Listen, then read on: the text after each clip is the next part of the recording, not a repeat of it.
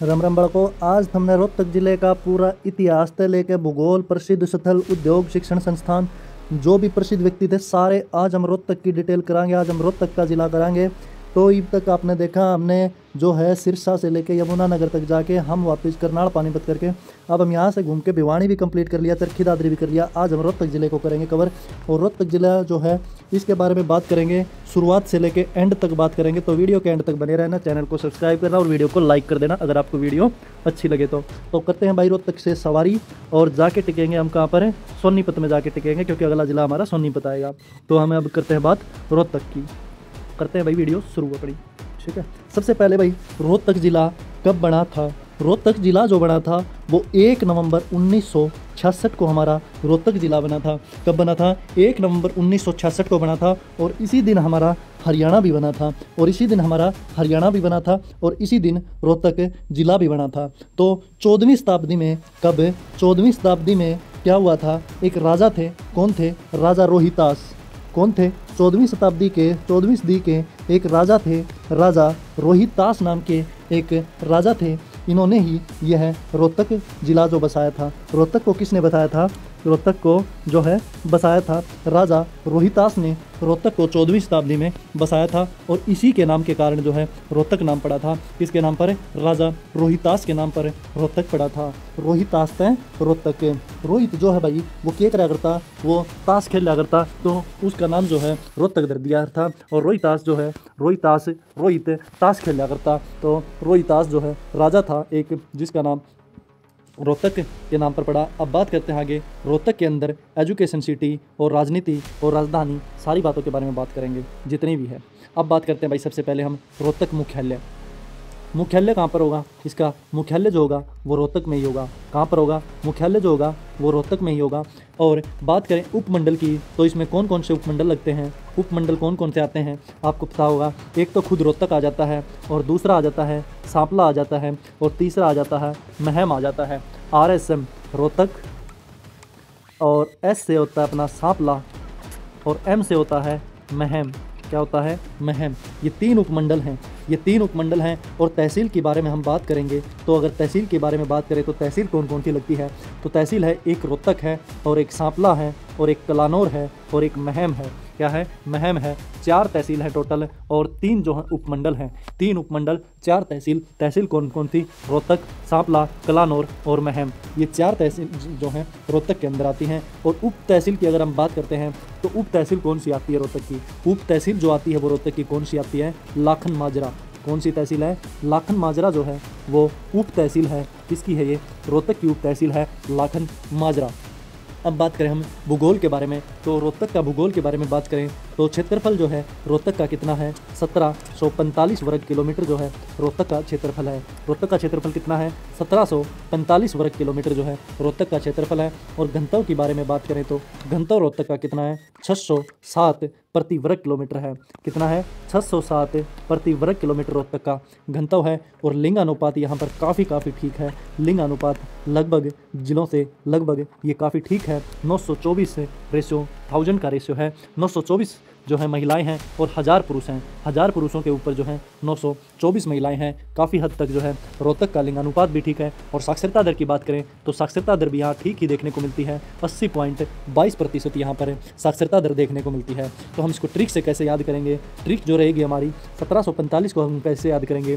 Sector 17 से 45 number की गाड़ी सेक्टर 17 से 45 नंबर की गाड़ी रोहतक से चली और इसमें 924 बहन भाई सवार हुए थे। कितने? ये 924 बहन और 1000 भाई सवार हुए थे। और जो कि 80% पढ़े लिखे थे, जो कि 80% पढ़े लिखे थे, वो सेक्टर 17 से 45 नंबर की गाड़ी में बैठे थे। और कितने थे? ये गाड़ी जो है ये बहुत बड़ी गाड़ी थी। 924 महिलाएं बैठी थी इसके अंदर और 1000 जो हैं पुरुष बैठे थे इस गाड़ी के अंदर। और 80% जो है इसमें जो है पढ़े लिखे नज़र आए थे इस गाड़ी के अंदर।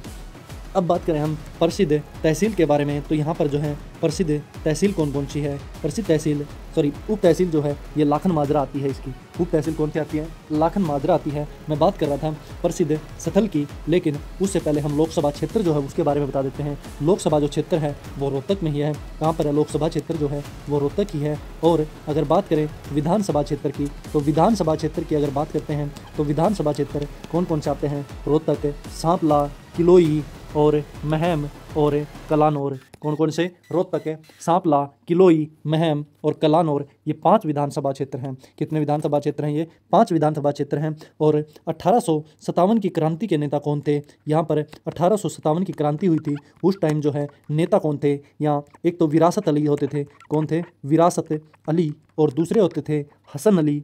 दूसरे कौन होते थे, हसन अली होते थे। और तीसरे कौन होते, साबिर खान थे। कौन थे, साबिर खान थे। तीनों के तीनों ये जो हैं कौन थे, ये मुस्लिम थे। विरासत अली, हसन अली और साबिर खान। साबिर जो खान है ये किसान थे। साबिर खान जो कौन थे, ये किसान थे, साबिर खान। अब हम बात करते हैं इसमें प्रसिद्ध स्थलों के बारे में। प्रसिद्ध स्थल इसमें कौन कौन से हैं, बात करते हैं हम प्रसिद्ध स्थलों के बारे में, रोहतक के प्रसिद्ध स्थलों के बारे में। तो रोहतक के जो प्रसिद्ध स्थल आते हैं वो सबसे पहले जो आती है तिलियार झील आती है रोहतक में। क्या आती है, तिलियार झील आती है, जो कि आप लोगों ने देखी भी होगी। ये जो तिलियार झील है ये 123 एकड़ में फैली हुई है। कितने में फैली हुई है, 123 एकड़ में ये तिलियार झील फैली हुई है। और दूसरे नंबर पर आती है महम की बावड़ी। दूसरे नंबर पर क्या आती है, दूसरे नंबर पर आती है महम की बावड़ी आती है। कौन सी आती है, महम की बावड़ी आती है दूसरे नंबर पर, जो कि 1656 में साझा काल में बनी थी। किस काल में बनी थी, 1656 में साझा काल में बनी थी महम की बावड़ी। साथ ही यहाँ पर हमें आकाशवाणी केंद्र भी देखने को मिलता है। क्या मिलता है, आकाशवाणी केंद्र भी हमें कहाँ पर देखने को मिलता है, ये भी हमें रोहतक में देखने को मिलता है। और साथ ही आकाशवाणी केंद्र हमें कहाँ देखने को मिलता है, हिसार में भी देखने को मिलता है। कहाँ पर, हिसार में भी देखने को मिलता है। और आकाशवाणी केंद्र की जो स्थापना हुई थी वो कब हुई थी, ये 8 मई 1976 को आकाशवाणी केंद्र की स्थापना हुई थी रोहतक के अंदर। कब हुई थी, 8 मई 1976 को हुई थी। और यहीं पर स्थलभोर का मठ भी देखा जाता है। क्या देखा जाता है, स्थलभोर मठ देखा जाता है। और यहीं पर बाबा मस्तनाथ यूनिवर्सिटी भी देखने को मिल जाती है। बाबा मस्तनाथ यूनिवर्सिटी जो है ये भी स्थलभोर मठ भी देखने को मिलता है। और बाबा मस्तनाथ की जो है यूनिवर्सिटी भी देखने को मिल जाती है। यहीं पर हमें क्या देखने को मिलता है, यहीं पर हमें गौकर्ण तालाब भी देखने को मिलता है। क्या देखने को मिलता है, गौकर्ण तालाब भी देखने को मिलता है रोहतक के अंदर। साथ ही यहीं हमें काजी की मस्जिद भी देखने को मिलती है। क्या देखने को मिलती है, काजी की मस्जिद अगर पूछा जाए तो वो भी हमें रोहतक में देखने को मिल जाती है, काजी की मस्जिद। और साथ ही यहीं हमें एक मिनी जू, एक छोटा सा चिड़ियाघर भी देखने को मिल जाता है, जो कि 1976 में ही बना था। और साथ ही जो है यहीं पर हमें चोर गुंबद भी देखने को मिल जाता है। क्या देखने को मिल जाता है, चोर गुंबद भी देखने को मिल जाता है। चोर गुंबद जो है वो भी यहीं पर देखने को मिल जाती है। तो हम बात करते हैं अब शिक्षा संस्थानों के बारे में। तो यहाँ पर कौन कौन से शिक्षा संस्थान हैं, जो मुख्य शिक्षा संस्थान हैं उनके बारे में हम बात करेंगे। अब जैसा कि मैंने बताया था आपको, यहाँ पर बाबा मस्तनाथ यूनिवर्सिटी देखने को मिलती है। और यहीं पर हमें MDU भी देखने को मिलती है, महर्षि दयानंद यूनिवर्सिटी भी देखने को मिलती है। और यहीं पर हमें IIM भी देखने को मिलती है। क्या देखने को मिलती है, IIM भी देखने को मिलती है। यहीं पर हमें PGIMS भी देखने को मिलता है, जो कि PGI है। PGI जो हमें यहीं पर देखने को मिलता है। MDU की जो स्थापना हुई थी वो कब हुई थी, ये 1976 में हुई थी। कब हुई थी MDU की स्थापना, 1976 में हुई थी। और PGI की जो स्थापना हुई थी वो कब हुई थी, 1960 में हुई थी। कब हुई थी, 1960 में। और PGIMS यूनिवर्सिटी जो है वो 2008 में बनी थी। 2008 में इसको यूनिवर्सिटी बना दिया था और 1960 में इसकी स्थापना हुई थी। और साथ ही बाबा मस्तनाथ यूनिवर्सिटी जो है BMU, ये 2012 में इसकी स्थापना हुई थी। तो इसकी स्थापना जो है कब हुई थी, ये 2012 में बाबा मस्तनाथ यूनिवर्सिटी बनाई गई थी।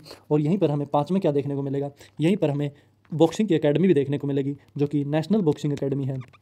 कौन सी है, नेशनल बॉक्सिंग अकेडमी भी हमें यहीं पर देखने को मिल जाती है, जो कि 2017 में इसकी स्थापना हुई थी। कब हुई थी, 2017 में इसकी स्थापना हुई थी। और यहीं पर हमें क्या देखने को मिल जाता है, राज्य प्रदर्शन एवं दृश्य कला विश्वविद्यालय। क्या, दृश्य कला विश्वविद्यालय भी यहीं हमें देखने को मिल जाता है, जिसकी स्थापना 2014 में हुई थी। तो हमें यहाँ पर बहुत कुछ देखने को मिल जाता है, किसमें, एजुकेशन मामले में हमें यहाँ पर बहुत कुछ देखने को मिल जाता है। बात करें हम इसको थोड़ा ब्रीफ में बताने की, अगर हम ब्रीफ में थोड़ा बताएंगे तो जैसे कि इसमें बताएंगे आपको ब्रीफ में। पीजीआई की स्थापना 1960 में, 2008 में इसको यूनिवर्सिटी बना दिया था। और महर्षि जो दयानंद यूनिवर्सिटी जो थी, महर्षि एमडीयू जो यूनिवर्सिटी थी, जो कि 1976 में स्थापना हुई थी। और इंडिया इंस्टीट्यूट ऑफ मैनेजमेंट, जो कि मैंने बताया था आपको, आईआईएम की स्थापना जो है वो 2009 में हुई थी। कब हुई थी? 2009 में हुई थी। और बाबा मस्तनाथ यूनिवर्सिटी की 2012 में स्थापना हुई थी। और नेशनल अकेडमी की जो है वो 16 जनवरी 2017 को इस अकेडमी की स्थापना हुई थी। और साथ ही इसमें जो पीजीआई है, पंडित भगवत जो है पीजीआई जो है हमारा पंडित भगवत दयाल मेडिकल जो कॉलेज है, ये 1964 में इसकी जो है विश्वविद्यालय की स्थापना की थी कॉलेज के रूप में। बाद में इसको कोई विश्वविद्यालय भी बना दिया था। कब बना दिया था? 2008 में इसको जो है विश्वविद्यालय का दर्जा प्राप्त कर दिया गया था। अब बात करें हम इसमें कुछ प्राचीन स्थल के बारे में। पहले हमने अभी बात किया था प्रसिद्ध स्थल के बारे में, अब हम बात करेंगे इसमें प्राचीन स्थल के बारे में। रोहतक में प्राचीन स्थल भी देखने को मिलेंगे, और वो मैं आपको बता देता हूँ। रोहतक को जो है कुषाणकालीन मुक्तियों का केंद्र माना जाता है। किसका? कुषाणकालीन मुक्तियों का केंद्र भी जो है किसको माना जाता है? कुषाणकालीन केंद्र जो है ये भी रोहतक को माना जाता है। अगला जो आता है, हरियाणा में जो इंडो ग्रीक सिक्के जो खोखरा कोट, वो भी रोहतक से प्राप्त हुए थे। खोखरा कोट जो सिक्के थे वो कहाँ से प्राप्त हुए थे? वो रोहतक से प्राप्त हुए थे। खोखरा कोट सिक्के रोहतक से हमें प्राप्त हुए थे। अगला आता है रणबीर सिंह जो है हुड्डा, जो है यहाँ के प्रसिद्ध व्यक्तित्व थे। ये प्रसिद्ध व्यक्तित्व थे। कौन थे ये? रणबीर सिंह हुड्डा। लेकिन हमने अभी बात की है किनकी? प्राचीन स्थलों के बारे में। तो प्राचीन स्थल जो मैंने बताया आपको, यहीं पर हमें कुषाणकालीन का केंद्र भी देखने को मिलता है। और साथ ही यहाँ पर हमें खोखरा कोट सिक्के भी देखने को मिले थे, जो कि ये ग्रीक भाषा में थे, इंडो ग्रीक थे ये। और ये खोखरा कोट के सिक्के रोहतक में ही हमें देखने को मिले थे। अब बात करें हम इसके अंदर उद्योग के बारे में, तो यहाँ के उद्योग कौन कौन से हैं यहाँ पर, उनके बारे में थोड़ी सी हम चर्चा कर लेते हैं एक बार। प्रसिद्ध उद्योग के बारे में, यहाँ पर हमें एशियन पेंट जो फैक्ट्री है वो देखने को मिल जाती है। साथ ही हमें होजरी उद्योग देखने को मिल जाता है। क्या देखने को मिल जाता है? होजरी उद्योग। साथ में हमें यहाँ पर गन्ना मिल भी रोहतक में देखने को मिल जाता है। साथ ही यहाँ पर हमें चमड़ा उद्योग भी देखने को मिल जाता है। और यहीं पर हमें बिजली करगा उद्योग भी देखने को मिल जाता है। क्या देखने को मिल जाता है? बिजली करगा उद्योग भी देखने को हमें रोहतक के अंदर देखने को मिल जाता है। अब हम बात करते हैं इसमें प्रसिद्ध व्यक्तियों के बारे में। किसके बारे में बात करेंगे हम? प्रसिद्ध व्यक्तियों के बारे में हम बात करेंगे, रोहतक के प्रसिद्ध व्यक्तियों के बारे में। तो यहाँ के कौन कौन से प्रसिद्ध व्यक्ति हैं? तो सबसे पहले आते हैं रणदीप हुड्डा। कौन आते हैं? रणदीप हुड्डा जो आते हैं वो कौन होते हैं? रणदीप हुड्डा आप सभी को पता है, ये एक एक्टर हैं। कौन है? ये एक एक्टर हैं। कौन? रणदीप हुड्डा। ये रोहतक से बिलोंग करते हैं। कहाँ से बिलोंग करते हैं? ये रोहतक से बिलोंग करते हैं रणदीप हुड्डा। और दूसरे आते हैं रणबीर सिंह हुड्डा। ये भी रोहतक से हैं, रणबीर हुड्डा। कौन? रणबीर सिंह हुड्डा। इन्होंने क्या किया था 1941 में? कब? 1941 में सत्याग्रह आंदोलन में भाग लिया था। सत्याग्रह आंदोलन में भाग लिया था रणबीर सिंह हुड्डा ने। और उस टाइम पर ये गिरफ्तार हो गए थे।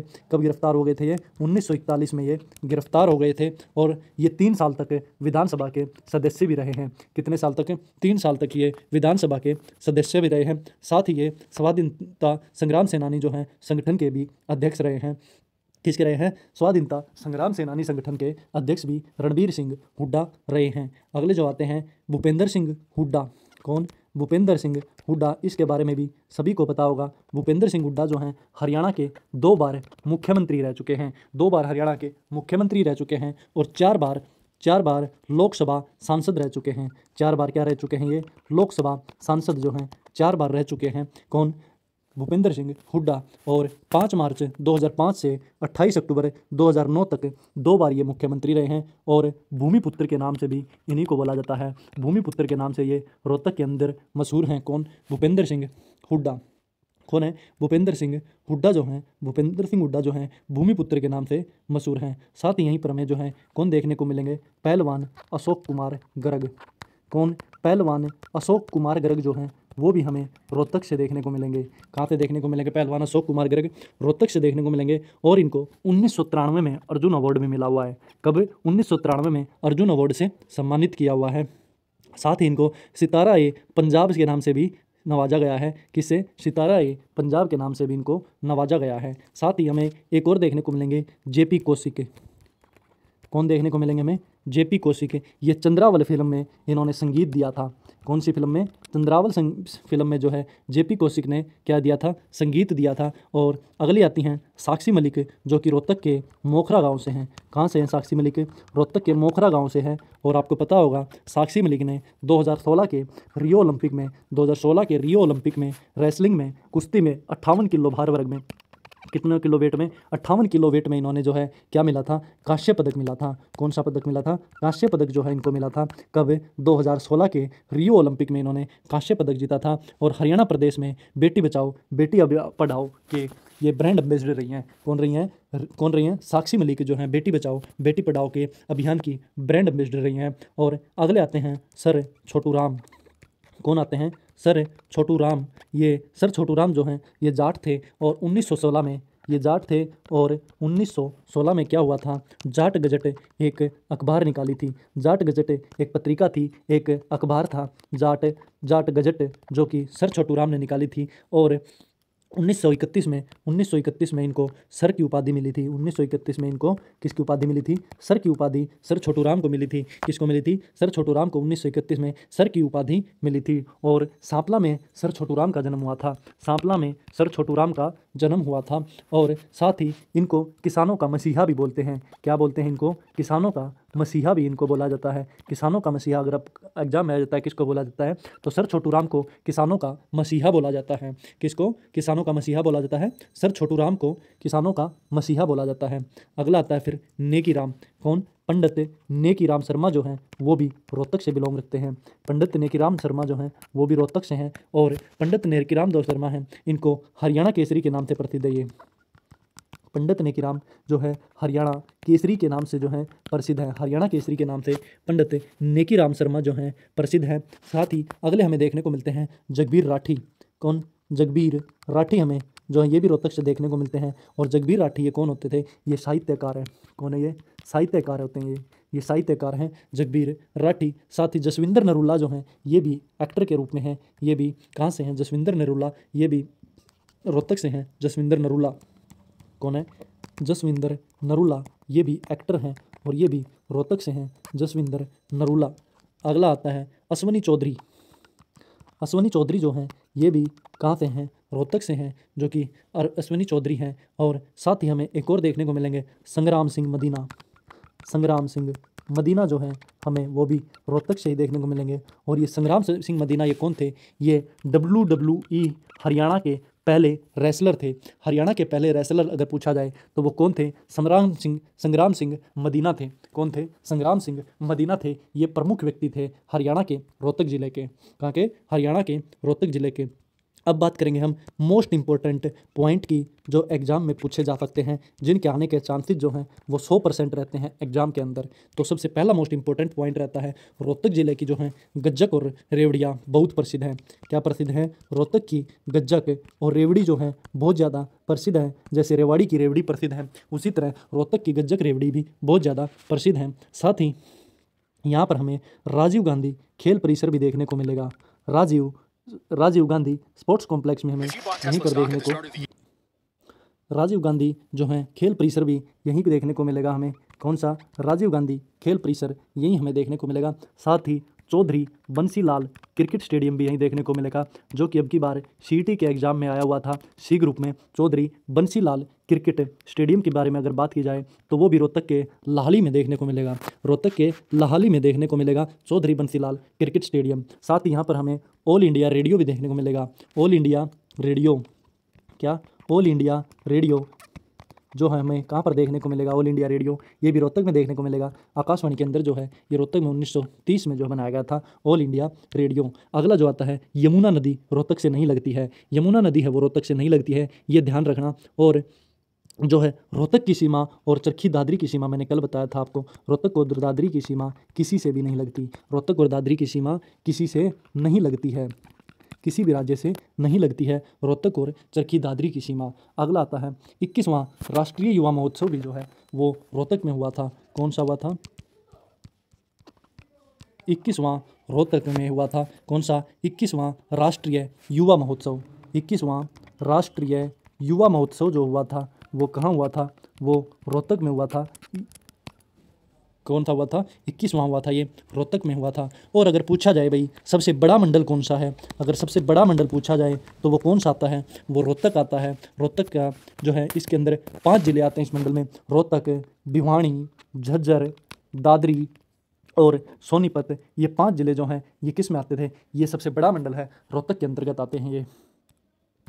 अगला आता है फिर रोहतक ज़िले में जो है 1 दिसंबर, कब, 1 दिसंबर 1929 में वायसरॉय लॉर्ड इरविन जो थे, कौन थे, लॉर्ड इरविन। मैंने अपनी दूसरी वीडियो में आज ही बात की थी लॉर्ड इरविन के समझौते के बारे में, उस वीडियो को देख लेना, उसके अंदर आपको सब कुछ बता दिया जाएगा। लॉर्ड इरविन की रेलगाड़ी को उड़ाने के लिए रोहतक में बम तैयार किए गए थे। लॉर्ड इरविन की रेलगाड़ी को उड़ाने के लिए रोहतक में बम का निर्माण किया गया था। किसका निर्माण किया गया था, बम तैयार किए गए थे रोहतक के अंदर 1929 में लॉर्ड इरविन की रेलगाड़ी को उड़ाने के लिए। यहीं पर हमें NH 709 देखने को मिलेगा, जो कि हरियाणा के 2 शहरों रोहतक और पानीपत से जोड़ता है। किससे जोड़ता है, रोहतक और पानीपत से जोड़ता है, NH 709, क्या 709। यहीं पर हमें जो है सोरी मार्केट, जो कि कपड़ों की मार्केट है, सोरी मार्केट जो है क्लॉथ मार्केट है, ये भी हमें रोहतक में ही देखने को मिलती है, रोहतक में ही देखने को मिलती है। बहुत ज़्यादा फेमस मानी जाती है ये सोरी मार्केट, कपड़ों की मार्केट।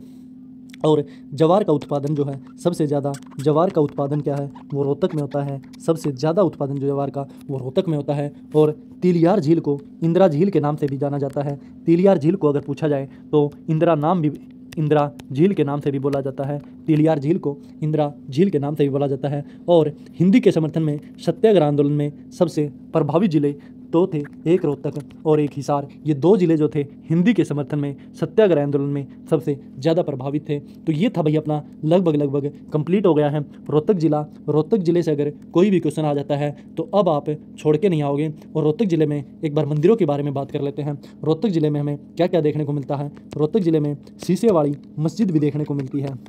क्या देखने को मिलती है, शीशे वाली मस्जिद देखने को मिलती है रोहतक के अंदर। और साथ ही जो है रोहतक में शीतला माता मंदिर भी देखने को मिलता है। शीतला माता मंदिर भी रोहतक के अंदर जो है देखने को मिलता है। और बेरी का रूड महल भी देखने को मिलता है। बेरी का रूड महल जो है वो भी रोहतक के अंदर जो है हमें देखने को मिलता है, जो कि 1892 में बना था। कब बना था, 1892 में बना था। और बाबा मस्तनाथ का मेला भी देखने को मिलता है। बाबा श्याम जी का मेला जो कि लाखन माजरा में लगता है, वो भी हमें रोहतक में देखने को मिलता है। और बाबा जगन्नाथ का मेला जो कि बलहोट गांव में देखने को मिलता है। ये सब जो है मेले भी हमें जो है कहाँ पर देखने को मिलते हैं, ये भी हमें रोहतक के अंदर देखने को मिलते हैं। तो भाई ये थे हमारे कुछ रोहतक ज़िले की जिक्के। और रोहतक ज़िला जो है हमारा वो कंप्लीट हो गया है। वीडियो अच्छी लगी हो तो ज़रूर लाइक करना और चैनल को सब्सक्राइब कर लेना। मिलते हैं कल अगले ज़िले के साथ, तो ज़रूर चैनल को सब्सक्राइब कर लीजिए।